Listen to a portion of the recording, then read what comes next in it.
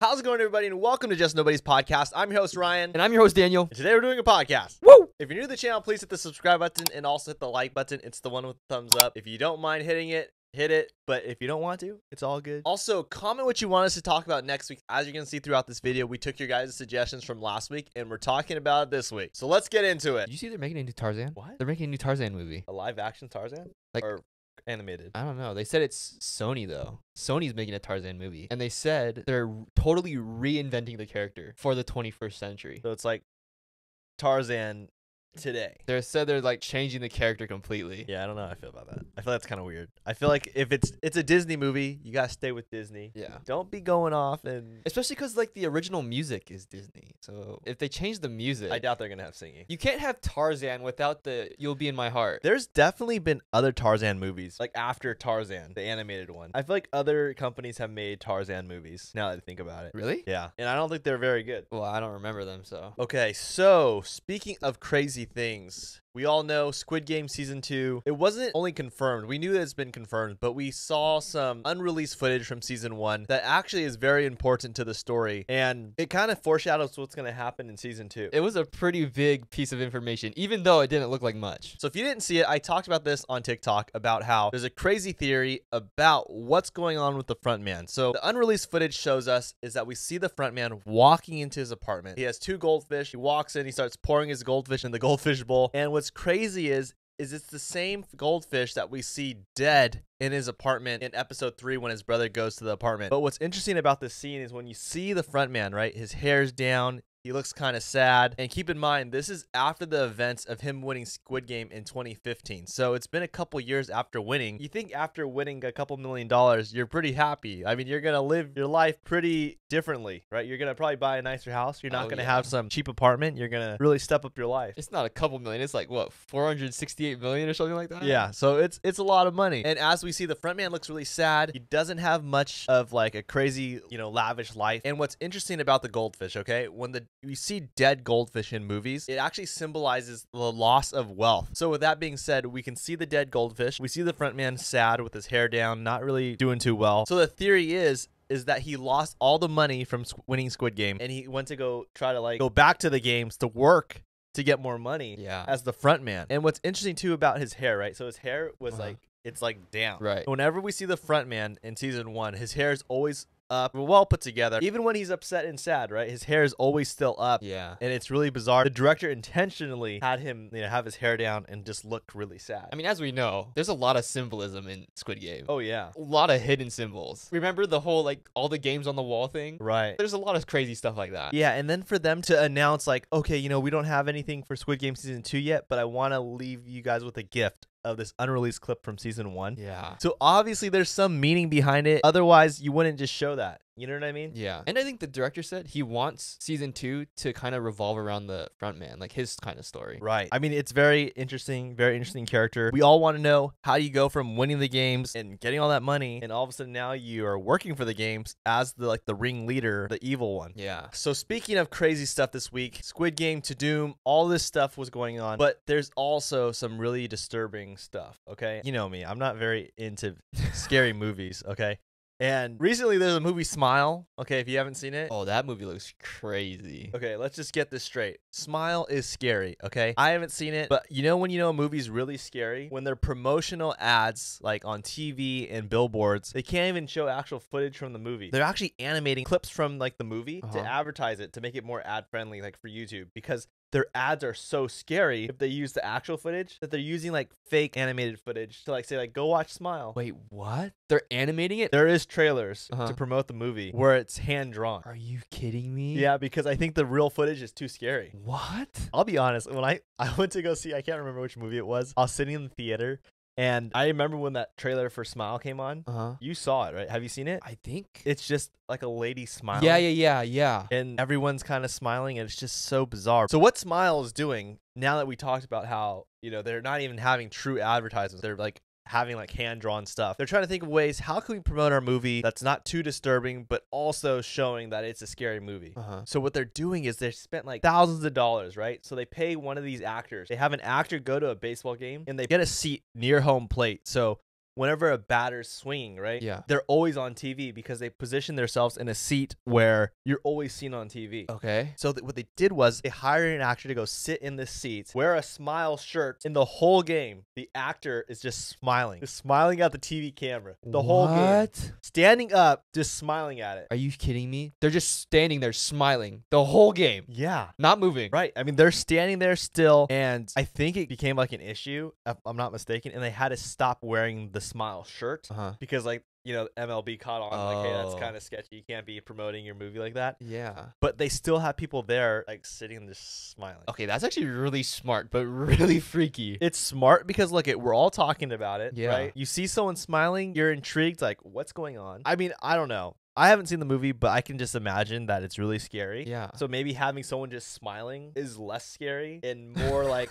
okay, I can go watch that movie. That's freaky, though. Screw that. Screw that.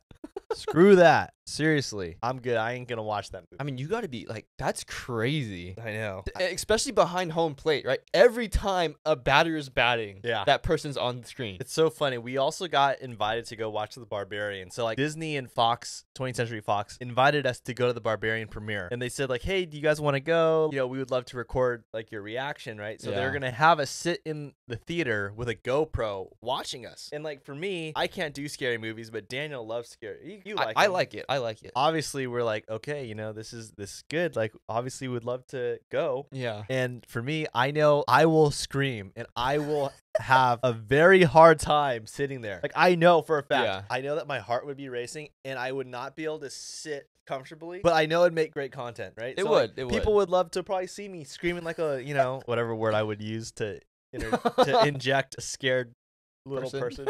So what ended up happening was we got invited to go see Me Time. Yes. So Me Time. So we got invited to go see Me Time, which is an amazing, funny movie. Very fun, not scary. Yeah. Kevin Hart, Mark Wahlberg. And it just so happened that The Barbarian, Disney had to move The Barbarian date, right? Yeah. So it happened to be the day we already agreed to go to the Me Time premiere for Netflix. Yeah. And I didn't have to go to The Barbarian. Ryan was so relieved. Oh my gosh. I've seen some people's reactions on The Barbarian, and I'm glad that I didn't have to. I think we need to go see it. I think we need to go see it, and we need to film your reaction. Okay, if this video it has to get 6,000 likes. If this video gets 6,000 likes, I'll go see The Barbarian. I just feel like that would just be the best video ever. Just to see you reacting to a scary movie. Okay, comment if you feel like we should go see it. I mean, obviously, Disney, 20th Century Fox, they always put out amazing movies. So I'm sure it's great. But I just know for me, since I know they do such a good job, if it's a scary movie, it's a scary movie. It's gonna be bad. It's not like it's kind of scary. You know what I mean? It's Yeah. full on scary. It's gonna be. Oh man. From what I've seen, that movie looks like a trip, man. Yeah. It looks crazy. I'm good. I'm good. 6,000 likes and we'll go watch it. On to the next. Okay, so crazy news. The news of the century. Okay, you know, Hugh Jackman's coming back in Wolverine. You're like, where was I going with that? So as we know, Hugh Jackman just announced with Ryan Reynolds that they're coming back. Deadpool 3, Wolverine's gonna be in the mix, and this is huge, right? We thought Wolverine retired. Yeah. I mean, we thought Hugh Jackman retired. We thought Patrick Stewart retired, and then look at Patrick Stewart came back. Yep. Multiverse of Madness, and here we go. Hugh Jackman's back. So I guess, you know, there's a lot of theories. You talked about a crazy theory. Mm-hmm. Maybe you should tell people that haven't seen it. Okay, so we don't know where this Wolverine's going to be coming from. Right. Fox universe, some other universe, one that's possibly already in the MCU. We don't know. They did release, right? Ryan Reynolds did say, when it comes to Logan, Yeah. right, this is not going to affect Logan. Wolverine died.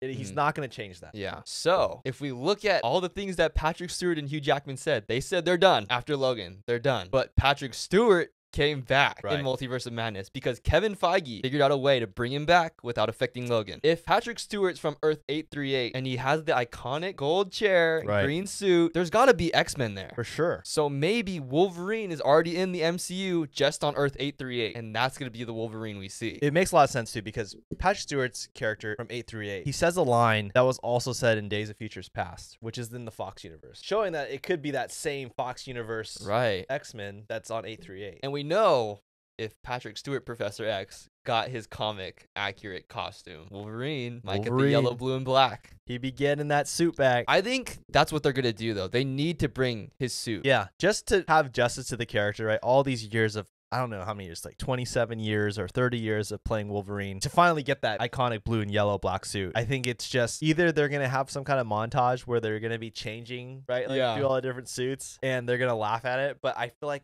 he's going to put that suit on at some point in the movie. He's got to. Especially because they teased it in that deleted scene of the Wolverine. But I think they could even make a more comic accurate suit. Yeah, that's true. You got to throw in those blue pants. Right. So there's another crazy Deadpool 3 theory. Oh, we got to hear it. So like we're all talking about, right? Ryan Reynolds, Hugh Jackman just released a video where they're talking and they're describing the events, what's going to be happening in Deadpool 3. But all of a sudden, music starts playing, and you have to read their lips because you can't hear what they're saying. Yeah, that video was probably one of the biggest trolls. But what if I told you I know what they said? Wait, what? So a creator named John Boy actually analyzed the whole conversation between Hugh Jackman and Ryan Reynolds. He actually knows how to lip read really well and analyze what they're saying. And what Ryan Reynolds and Hugh Jackman are saying is that at first they're going to be fighting each other, and then Deadpool's going to be chasing Wolverine, and then he'll catch Wolverine, and then Hugh Jackman says, we're going to be in our prime. Like, it's going to be prime. And what's really interesting in Deadpool 2, we see how Deadpool uses Cable's time machine to travel different timelines to clean up the timeline. And there's a scene where he goes back to X-Men Origins and he kills Weapon 11, which is a version of Deadpool. And he even tells Wolverine, like, one day you're going to put down the claws and retire, but your friend Wade's going to come and ask you to pick him back up,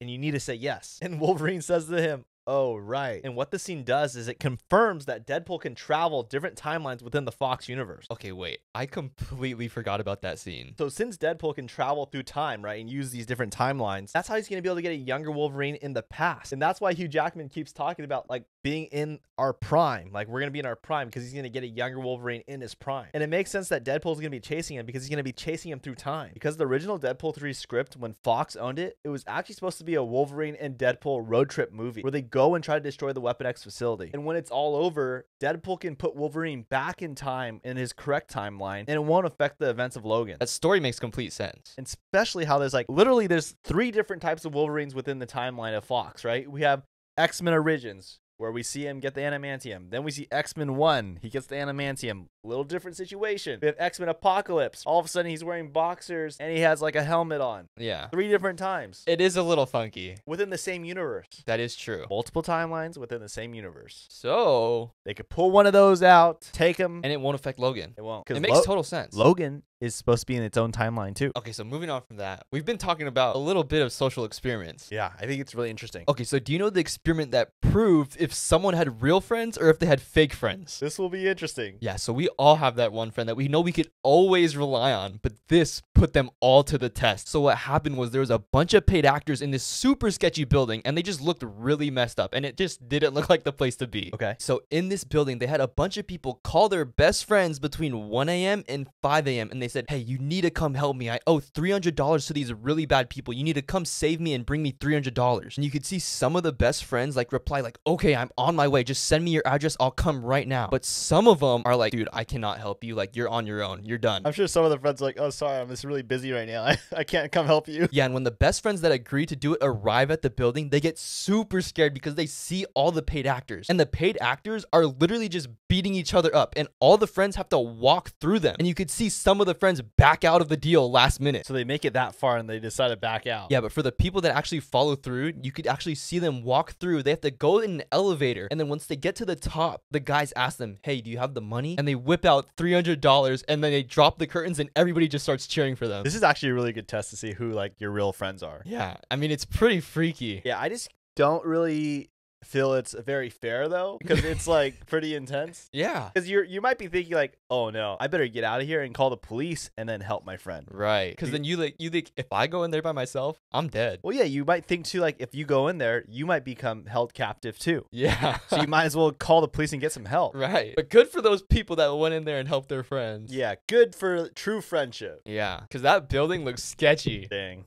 That's amazing. Okay, but moving on to the next one. Have you seen this social experiment that exposed how people react to intimidating people? No. Okay, so we've all experienced seeing someone that looks really intimidating, so you kind of avoid them, even though you've never met them. Yeah, I think it's just like human nature to do that. Yeah, so in this experiment, 9 paid actors dressed up as super scary guys, like super intimidating, and they're all blocking this one passageway. And they wanted to see if anyone was brave enough to keep walking through them or if they would walk the other way because they got scared. That is a very, like, awkward situation to be in. Yeah, so you see the people people start to approach the paid actors, and all the paid actors do is look at them. They do nothing else but just stare at them. And most of the people literally turn the other way and walk away, even though they need to get across to the other side. I mean, if it's scary, yeah, you're not going to go through. Yeah, and there are very few people who actually had the guts to walk through all the intimidating guys, and everybody just starts running up to them and starts screaming and cheering for them. It is a tough situation, so I could see how it does take a brave person to do it. I don't know how I would handle that. Yeah, because it is awkward, right? Yeah. You know, like, okay, this is like sketchy. This is like, these guys look like they could hurt me. But you also know that I have to get through to get to the where I have to go. Right. So you have to kind of make a decision like, okay, how are you going to get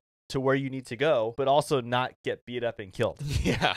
Okay, so moving on. I have a very crazy story this week. And this is something that will really show it kind of shows when you're put in a situation, the lengths someone would go to win. Ooh. Right? And it shows you the corruption of people. Oh, this sounds like a good one. So do you know the dark story about the exam that has no questions? What the heck is that? So the story starts out with 8 different people, and they're all getting ready because they're about to take this exam. And if they can pass this exam, they get their dream job. So they all have to go to this one room, and there's 8 different desks. Everybody has their own desk. There's cameras watching them constantly. And there's also an armed guard that's going to be in the room while they're taking the test at all times. Okay, what kind of test is this? So it's really crazy. So everyone walks in the room, they all sit down, and they're all really scared and nervous. Dude, who wouldn't be? There's an armed guard in the room. Yeah, so then all of a sudden another guy walks in, and his name is the Invigilator. And he tells all the candidates, like, congratulations, you've made it this far. This is like your final test to be able to get your dream job. So the Invigilator starts trying to talk about the rules of the exam. And the first rule is that no federal laws apply in this exam room. So you could basically break the law. All you have to do is follow the rules of the exam. That's the only rules you have to follow. What kind of rule is that? Yeah, so the rules of the exam is that no candidate is allowed to talk to the guard or the invigilator, and they cannot ruin their test paper on purpose or by accident. And if one of the candidates choose to walk out of the room, they automatically are disqualified. So they're all given 80 minutes to take this exam, and the invigilator tells them, okay, there's only one question on this exam that you have to answer. And before the test begins, the invigilator asks all 8 of them, is there any questions you guys have? So no one asks a question. So the invigilator says, okay, you guys can start. And then he just leaves the room. Wait, so there's all these rules for just one question? Yeah, so all the candidates turn over their test paper and they realize that the paper is blank and there's not a single question on the paper. Wait, so there's no question? They all start panicking because there's nothing on the paper. They don't know what to do. So since the time is running, all of a sudden candidate number 2 starts panicking and gets out a pencil and starts writing down on the piece of paper reasons why she's the most qualified for the job. So then all of a sudden the camera's watching her writing on the piece of paper, and all of a sudden the guard goes and grabs candidate number 2 and throws her out because she broke a rule. She ruined the piece of paper by writing on it. So all she did was write on the paper and she got thrown out? Yeah, so candidate number 5 realized that we're not allowed to talk to the guards, but they said nothing about talking to each other. So he starts trying to talk to everyone. He tells everybody how we should work together and try to figure this out. So they all start trying to work together and try to figure out what this exam is, but they are so confused and none of them know. So time is passing and candidate number 5 is like, okay, screw this. I'm going to try to stand up. They never said we couldn't do that. So he stands up and they all realize that we're allowed to stand up because we're not in trouble for that. Okay, how are they supposed to do an exam that has no questions on it? Right. So all of a sudden, one of the girls grabs their piece of paper, walks up to the light, hoping that they're going to be able to see like some kind of secret message through the light, but they see nothing. It's blank still. So yeah, then everyone starts trying to grab their piece of paper and check it up to the light and realize there's still nothing. And then one of the candidates realized that maybe it requires like a UV light or X-ray. So they start looking around and they realize if they destroy all the lights, the emergency lights will turn on, which will be like UV lights. Okay, watch one of them get in trouble for just breaking the light. It is really risky. So they all decide like, let's take a vote. So then they're all voting and they realize, okay, screw it. We're just going to start breaking the lights. So once they break all the lights, all of a sudden the emergency lights turn on and it is like a UV light. So they all go up, try to put the paper to the light, hoping that there's going to be something on it. And they realize there's still blank. There's still nothing there. But then they realize that there's even more lights behind the emergency lights. So they destroy the emergency lights and all of a sudden a different color light comes through. So they all run up to the light, try to put their paper up to it, and they realize it's still blank. There's still nothing there. So they all start panicking because 20 minutes has passed now and there's only 60 minutes left. So candidate number 5 realizes like, let's all just go use candidate number 2's paper and start trying to experiment on it because she's already been disqualified. So they all huddle around candidate number 2's paper and they start trying to scribble on it. They even try spitting on it. They try peeing on it and nothing changes. It's still blank. Okay, I'm so confused what they're supposed to do with this paper. Yeah, so one of the guys starts freaking out and he's crying and he's like, can you guys all see something in the paper? And everyone's like so confused, like, what is this guy saying? And then he says like, you guys are all reflections of the paper. So everyone's like, dude, what is this man saying? Like, shut up. So one of the other guys realizes like maybe this isn't an exam. Maybe this is like a real life Squid Game and they're trying to like make us the victims and we're actually supposed to kill each other. I mean, it almost seems like that. So everyone starts talking about their theories, like what's really going on and what they're supposed to do. And then all of a sudden one of the girls say like, oh no, the company would not do that to us. Like they're not going to make us like kill each other or torture us like that. So all the candidates become really skeptical of this girl. Like, how do you know so much about this company? Like, how do you know that? So the lady reveals that she actually works for the company and she took the exam hoping to be able to get a better job. But no one else knows what this company is or what it does. All he knows that this is going to help them get a new job. So the lady tells everyone, well, this company is actually a medical company that found a cure for a disease that's been saving a bunch of people's lives. Wait a second. Are they all test subjects then? So one of the girls realizes something and she walks up to the guard and reaches in his pocket and pulls out a lighter. And then she looks up and realizes that there's a fire alarm above her. And the group's like, why don't we start a fire and maybe we can get the water to come down and it's going to change the paper somehow. So the girl stands on top of the desk and holds up the lighter to the fire alarm, but she's not tall enough to get there. So the guy hands her a piece of paper and she lights it on fire and puts it up to the alarm. And sure enough, the water starts pouring down from the sprinklers. But then all of a sudden the guard starts walking towards everyone. So they broke a rule then. So the girl realized right when the guard's walking towards her, she opens up the piece of paper and it says candidate number 4 on the piece of paper. And she realized that she's candidate number 4. And since she damaged her own piece of paper, she's now disqualified and punished. So she has to be escorted out. Candidate number 5 betrayed her and took her paper when she wasn't looking and handed it to her. And she thought she was using candidate number 2, who was already disqualified. And then candidate number 5 goes up to candidate number 1 and like starts threatening him and bullying him and forcing him to write on his paper and eat it. So candidate number 1 starts doing it and the guard escorts him out because he ruined his paper too. Dude, candidate 5 is messed up. Yeah, so now there's only 5 candidates left and they're really upset at candidate 5. So they all start fighting candidate 5 and knock him out and they tie him to a chair. So candidate number 5 wakes up and he's like all out of it and he says like, where's my medication? I need my medication. And he tells him, if I don't get my medication, I'm gonna die. And he reveals that he actually has that deadly disease that the company actually has been helping fix. And he tells all the candidates like, look, if you help me find my medication, I'll tell you guys how to answer the exam. Is the disease contagious? Well, that's what everyone's afraid of. So they start trying to all work together, try to find his medication, and they can't find it. So what they realize is that for the candidates, one of them must be hiding the medication because they can't find it. So one of the girls realized that underneath the desk, his medication was stuck to a piece of gum. So she pulls it out and she starts trying to hand it to number 5. But right before he can take it, one of the guys hits it out of her hand and the medication falls into the vent. So the lady starts panicking like, why would you do that? And she looks into the camera and starts yelling at the invigilator like, please help us. We need help. He's going to die. And since she tried to talk to the invigilator, she broke the rule. So the guard had to escort her out because she was disqualified. Okay, so now there's only 4 people. Yeah, so one of the girls managed to grab the medication out of the vent and give it to number 5 and save his life. So they all asked number 5, okay, we saved your life. We helped you out. Now tell us how we're going to beat this exam since you said you had the answer. So number 5 tells them there is no question and there is no answer. The only answer is the last person to be alive in this room is the winner and is going to get the job. So number 5 immediately starts running at the guard to grab his gun. And before he can grab the guy's gun, another guy fights number 5 and knocks it out of his hand and grabs the gun. So then number 5 and the guy start fighting. Dang, so they're just going to start shooting each other now. Yeah, so number 5 manages to grab the gun for the guy and he starts putting his finger on the trigger. But whenever he pulls the trigger, a red light starts going off. And he realizes that there's fingerprint recognition. So he has to grab the guard's hand to put it on the trigger to use it. So number 5 starts pointing it at everybody and says like, hey, if you don't want to die, get out of the room now. So one of the guys like, okay, I don't want to die. I'm just going to leave. So he disqualifies himself. Okay, so that makes it 3 left. Yeah, so the last girl starts walking towards the exit and right when she's about to walk out, she yells lights out. And all of a sudden the lights shut off. And number 5 just starts shooting the gun randomly. And then all of a sudden the lights turn back on and number 5 actually shot one of the guys and he's just lying on the ground. So they're doing all this just for a job. So number 5 starts looking around and he realizes that the girl still has 1 foot in the room. She didn't fully leave yet, so she hasn't lost. So he starts pointing the gun at her, but then he looks at the clock and realizes that there's 0 seconds left. So number 5 looks at the camera and says, hey, invigilator, like I won. I'm the last one here. And then all of a sudden the guard walks up to number 5 and shows him his watch on his wrist. And he says, you actually have 20 seconds left. So since number 5 tried to talk to the invigilator, he actually lost because the game was still going. How would the clock go from 0 seconds to 20 seconds? So during all the commotion, like earlier in the exam, number 1 went up to the clock and adjusted it, changing the time so no one knew. But the girl actually saw number 1 do that and she knew that she actually had extra time compared to the real clock. So in the end, the girl grabbed number 1's glasses because it was on the ground and she starts looking at it, using it to look at the paper. And sure enough, it revealed the 1 question. And then all of a sudden, number 1 walks back into the room and he reveals that he's actually the CEO of the company and he wanted to be there to oversee everything. So him and the invigilator ask her, okay, so what's the answer to the question? And she responds, no. What? You see, the very first question the invigilator asked everybody, he said, is there there any questions? And no one said anything. All one person had to do is just say no, and they would have won. Are you kidding me? Yeah, so they hire the girl and they reveal that no one actually died. The bullets were fake and it actually just put someone to sleep. So the guy wakes back up and no one was harmed. Okay, this was an insane story. I mean, but it shows you though what people will do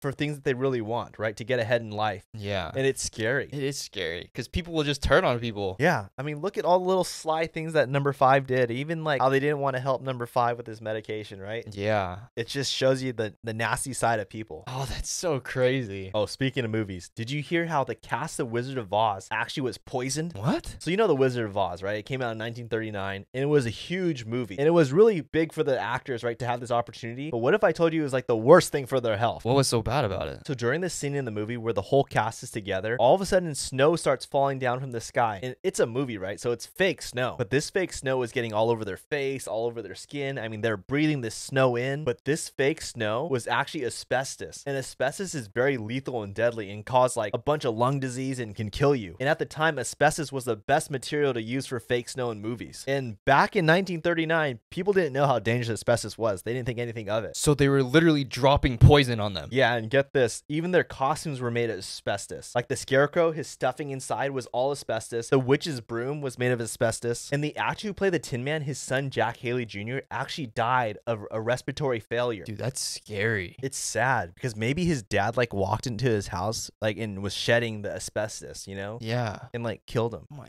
gosh. Because it's like an overtime thing, right? Some people die instantly and some people die slowly, like years later. Yeah. Oh, that's bad. I know. It's just sad because who knows what's going on now in this world, right? Yeah. That we're going to discover 30 years from now. Oh my gosh, that was killing us. Oh, that's freaky to think about. Right? Oh, that's freaky. Yeah. 1939, they didn't know. Yeah. And it ends up being one of the most deadliest things today. Oh my But gosh. they're just sprinkling it on like Parmesan cheese on the pizza. You know what I mean? Like, they don't care.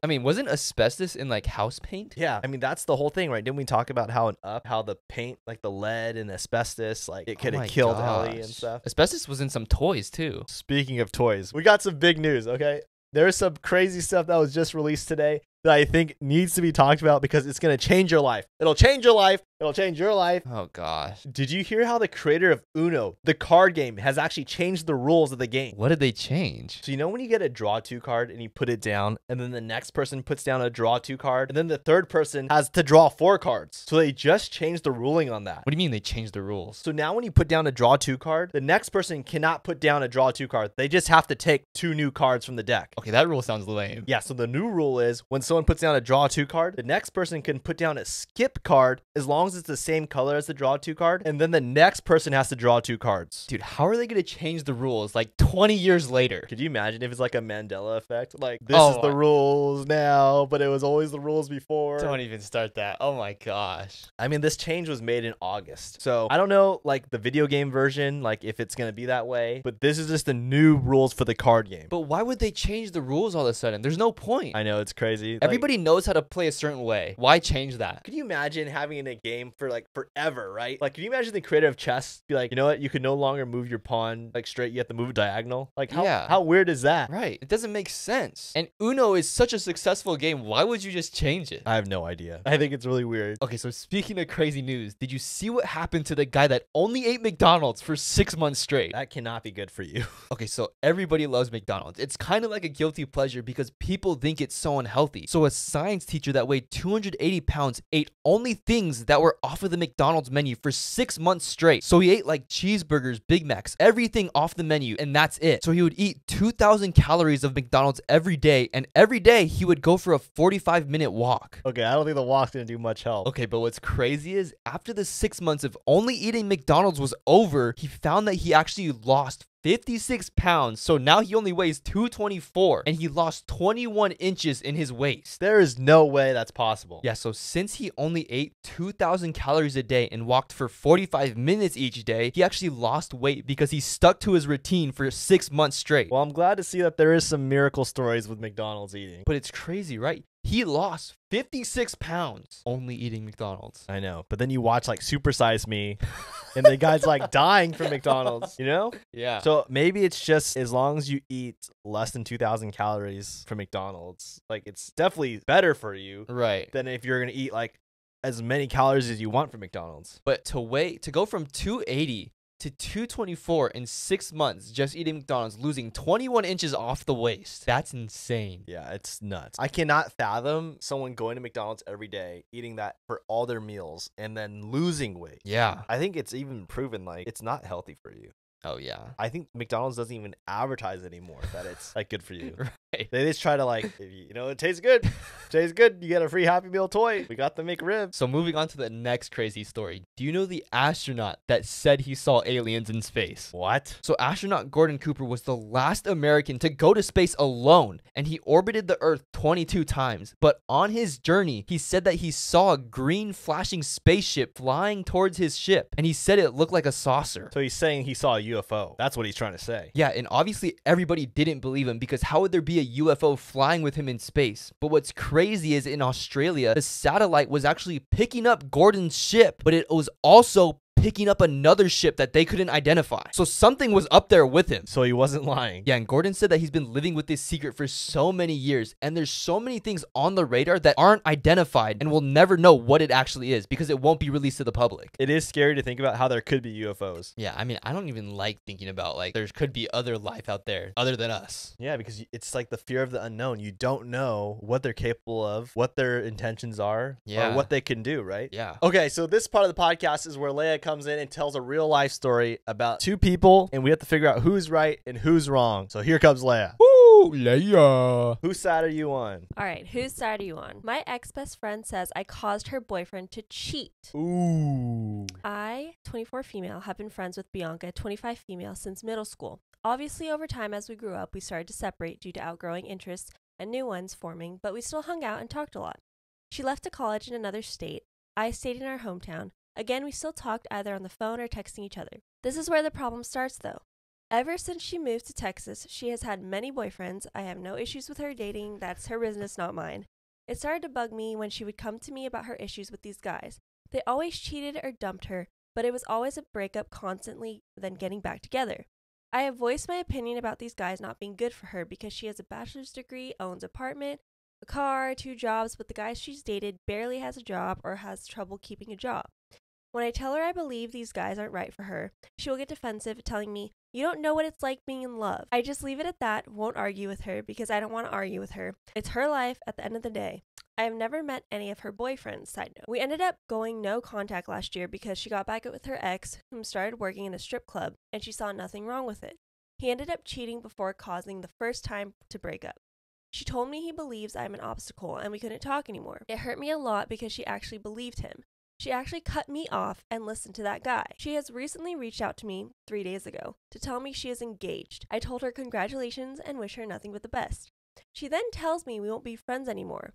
I tell her that's fine, I respect her decision. She adds in the reason why, being that I caused her ex, the strip club working guy, by putting the idea of cheating in his head.